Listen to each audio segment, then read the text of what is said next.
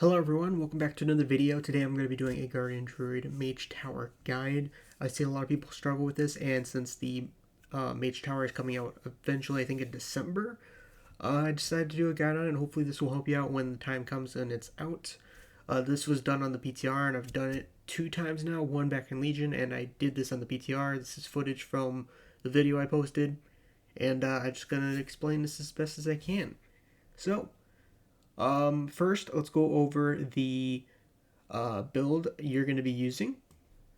Alright, so this is pretty much the build you will be using. The only two mandatory talents are Balance Infinity and Heart of the Wild, which I will get into once we get into the fight. But those are the two mandatory talents. The rest you could probably experiment with. Wild Charge is one of my favorites instead of Renewal, just because in case you do manage to get knocked off, you can charge right back in bear form. Because there's a lot going on in the fight. But like I said, it's kind of personal preference on everything else. The only two mandatory talents are Balance Infinity and Heart of the Wild. Alright, for phase 1, this is where Heart of the Wild and the drums come into play. A lot of people suggest using drums on phase 2 because of the high DPS check. But I've experimented with both, and I found drums on phase 1 to be better with Heart of the Wild. So basically, once the fight starts, you're going to want to use Heart of the Wild, use your drums, dot up the boss, and just go ham as much as possible. The faster you burn the boss in phase 1, the less Infernos you have to worry about in phase 2, which is a lot better because dealing with Infernos and the boss is going to be a lot to deal with. So, pop your Heart of the Wild drums and just go absolutely ham. Now for phase 1, if you see the eyeballs, just Moonfire them and go straight back towards the boss. Make sure you face them so you don't get knocked off. For Drain Life, just use either Typhoon or Skull Bash. I usually use Typhoon because I can stay in Moonkin form, but you can't always do that, so yeah, Typhoon when you can, and if not, go for Mighty Bash. When the purple ads spawn, toss a regrowth on yourself, because if you do that, they will immediately go for you instead of Velen. I don't know why, but I learned that during the fight. If you heal yourself or you interrupt the boss, they immediately go for you. So, because Velen is very squishy, he dies in like 3 or 4 hits. So, it's a neat little trick. Just heal yourself or interrupt the boss if he's casting Drain Life, and the ad should go to you. Immediately go into bear form, toss Swipe, and the ad should die. Thrash, for whatever reason, does not work. And that's how to deal with the purple ads here. Make sure you always toss at least one Moonfire on the little eyeballs here, and then immediately switch targets because you don't really need to do anything else. They'll just die to the dots. As for the Infernos, make sure you also keep both your dots on them for the first phase because they will end up dying and you don't have to worry about that. And that's pretty much the first phase. Just toss a Moonfire on the eyeballs when you see it, heal yourself when the purple ads come out so they immediately go for you. And make sure you face them so you don't get knocked back. Infernos, make sure you don't get knocked back from them as well. And make sure you keep your dots on the Inferno. And yeah, that's pretty much phase 1.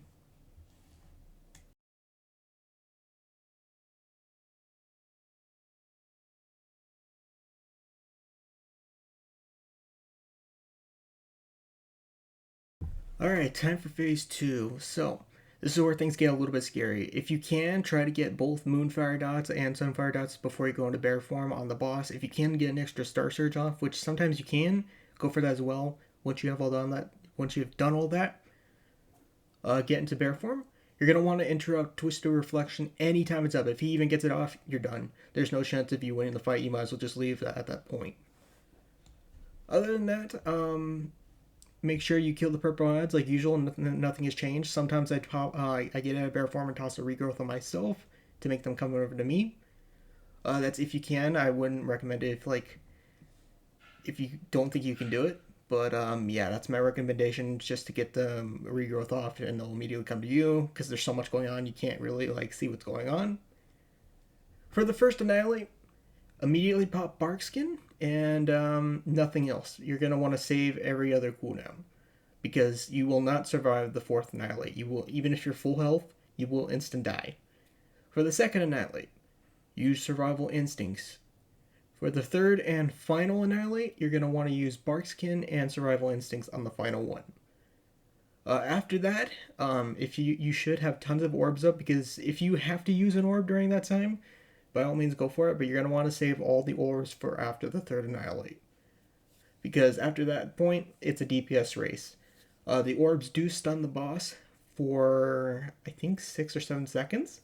So if he's about to do annihilate, grab that orb immediately.